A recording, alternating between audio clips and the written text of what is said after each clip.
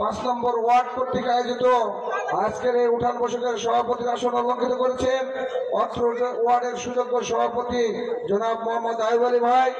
সুন্দর বক্তব্য উপস্থাপন করেছেন আমার বন্ধুগণ, সাবেক মেয়র, সাবেক ইউনিয়ন চেয়ারম্যান, আমাদের ভবানীগঞ্জ পৌর বিএনপির সুযোগ্য সভাপতি আব্দুর রাজ্জাক ভাই, মঞ্চে উপবিষ্ট আমাদের প্রিয় অতিথিবৃন্দ, সামনে উপবিষ্ট বাংলাদেশ জাতীয়তাবাদী দল তথা অঙ্গ সহযোগী সংগঠনের সকল নেতৃবৃন্দ ভাইরা, সকলকে জানাই বাংলাদেশ জাতীয়তাবাদী দল রাজশাহী 4 ধানের শীষের পক্ষ থেকে সংগ্রামী সালাম, আদাব, শুভেচ্ছা।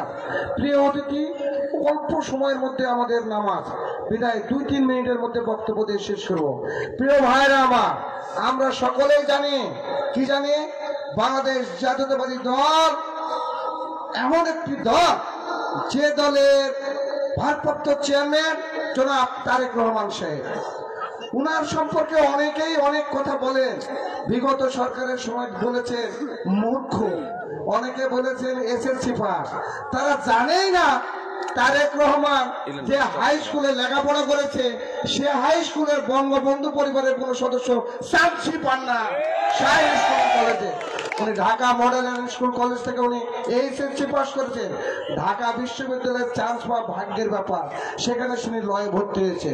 ভাগ্যের নির্মম পরিহাস, বাবার মৃত্যুর পর বাংলাদেশ জাতীয়তাবাদী দর্শন সামনে নিয়ে আসার জন্য তৃণমূল পর্যায়ে উনি কাজ করে গেছেন।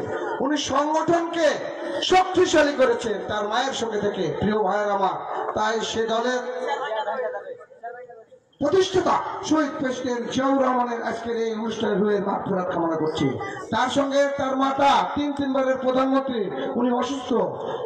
তোলার জন্য আমরা পরম করুণাময় খোদা তাআলার কাছে ফরিয়াদ করব, আল্লাহ রাব্বুল আলামিন যেন ওনাকে দ্রুত সুস্থতা দান করেন। প্রিয় উপস্থিতি, নির্বাচনী উৎসব চলছে সারা দেশের নয়, বাংলাদেশে বাংলাদেশ জাতীয়তাবাদী দলের ধানের শীষের উৎসবে মুখর উঠেছে গোটা বাংলাদেশ। ঠিক সেই মুহূর্তে আমাদেরকে মনে রাখতে হবে, কি মনে রাখতে হবে, বিগত সরকার যেভাবে তার ভাবকে প্রতিশোধ নেওয়ার জন্য গণমানুষের রায় নিয়ে প্রতিশোধ